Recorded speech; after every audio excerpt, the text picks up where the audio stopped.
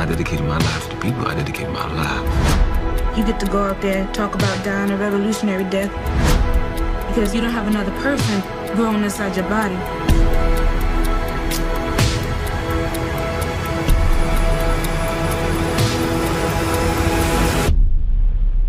Anywhere there's people, there's power. Hello YouTube and all social media lands, welcome to an all new video. In this video we're going to be reviewing a new film that just got released into theaters and onto HBO Max this past Friday on the 12th. So we're going to get right into that. But before we do that, make sure you hit that subscribe button so you don't miss out on this video or any other videos I put up. And as always people, if you enjoy my content, you should definitely check out my other social media platforms such as Facebook, Twitter, and Instagram as well, which also have a lot of variety of content of some films I've recently watched and so forth. So definitely check those out too. And like I said before, let's get right into this.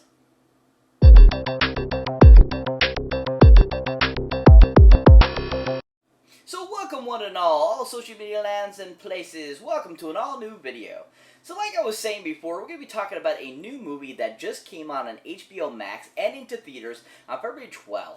That is a based on true story film that is about a really amazing individual who unfortunately was assassinated before he could even really get any type of real progress in, his path that he was trying to do. Now the movie I'm going to be talking about, of course, is the film called Judas and the Black Messiah. Oh yeah, Judas and the Black Messiah. So like I said, this just came out on HBO Max and into theaters this past Friday, and it's a really interesting based on true story film, like I said before, and it's about an individual, a couple individuals actually, that had really, interesting stories that, they decided to bring to the big screen for us. Now, this film was directed none other by a gentleman that goes by the name of Shaka King. Oh yeah, Shaka King, oh yeah. I just like saying that name, Shaka.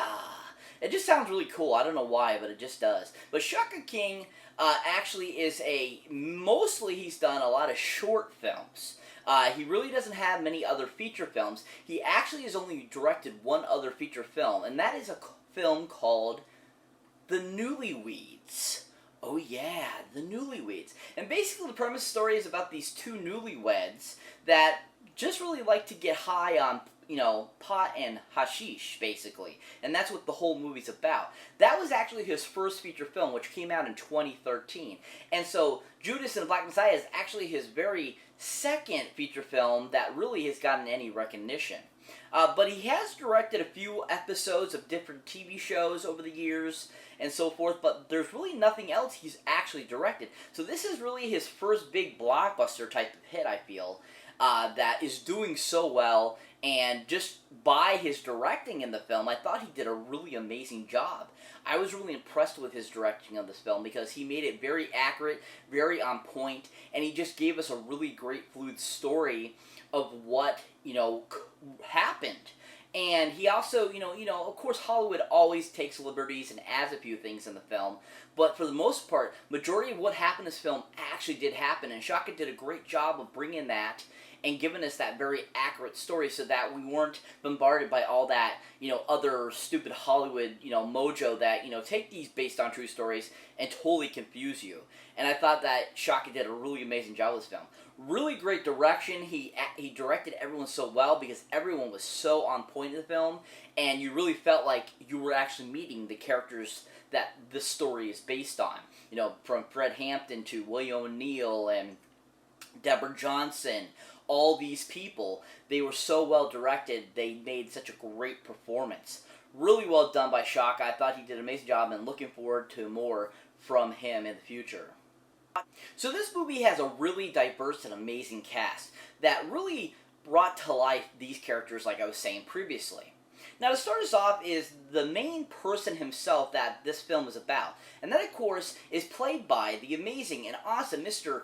Daniel Kaluuya. Oh yeah, Daniel Kaluuya, oh yeah. Oh. Daniel Kaluuya, this guy is an amazing actor. I really enjoy him.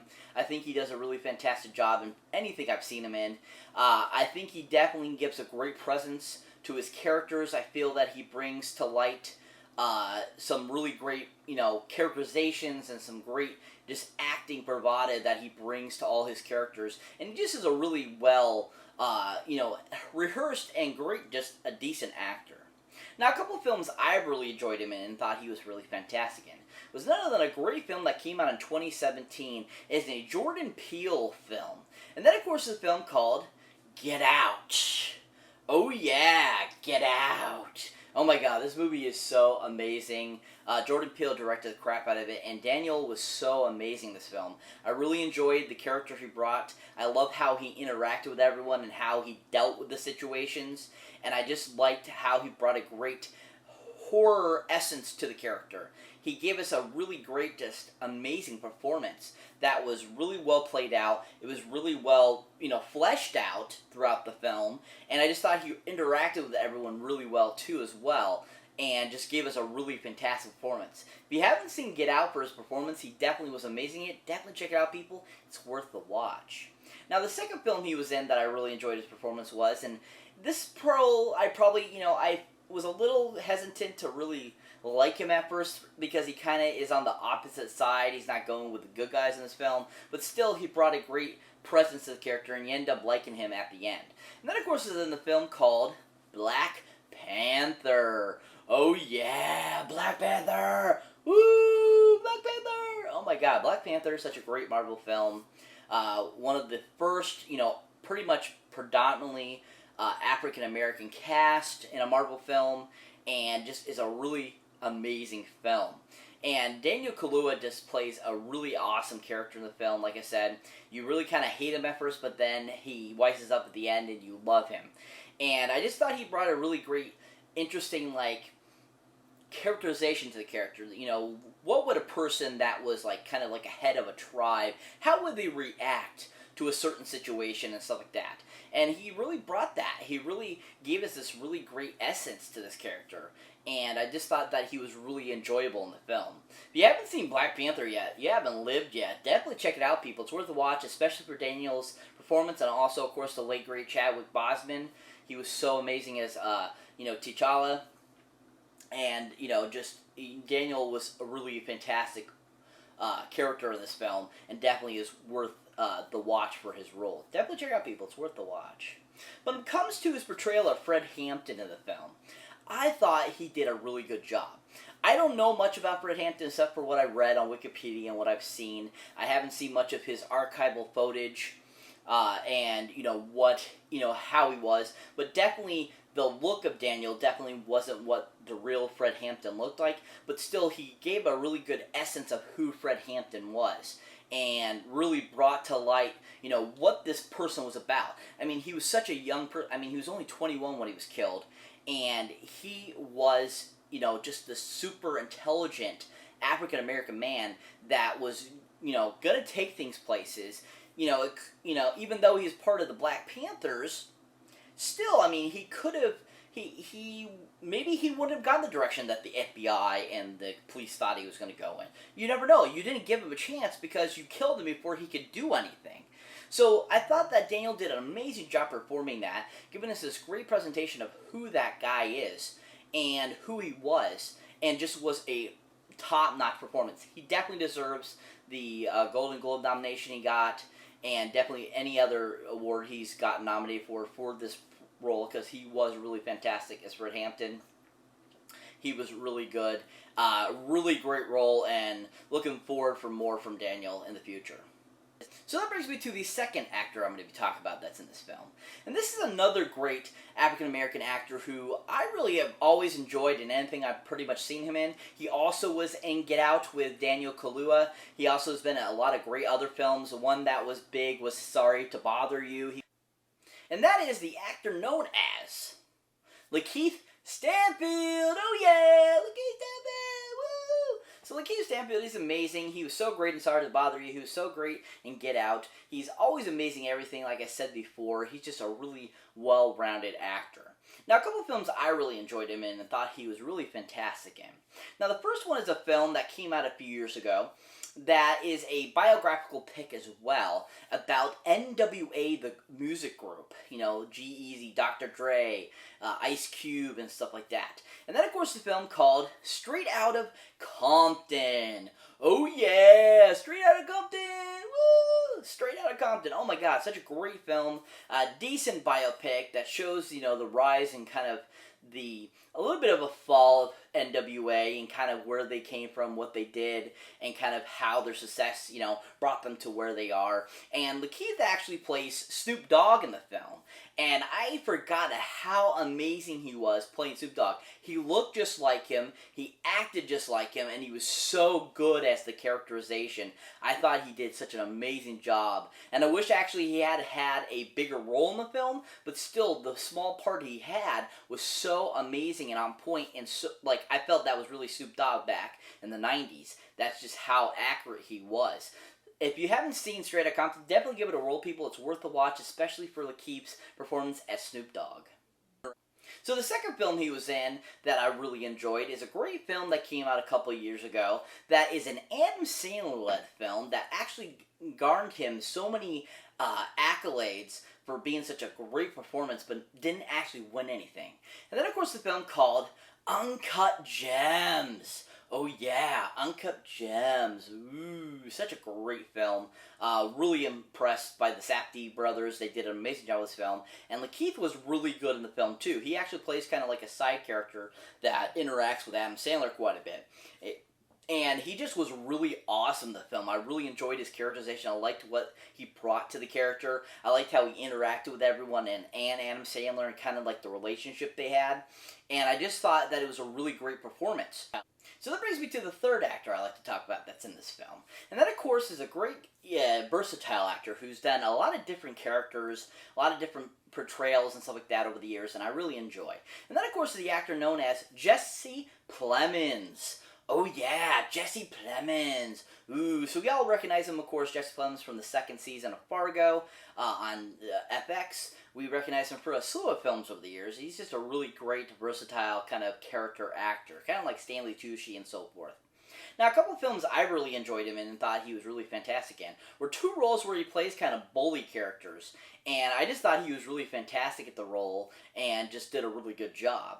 Now, the first one is a 2003 film that stars Little Bow Wow before he became just Bow Wow. And, of course, a film called Like Mike. Oh yeah, Like Mike. I absolutely love this film. It's so freaking good.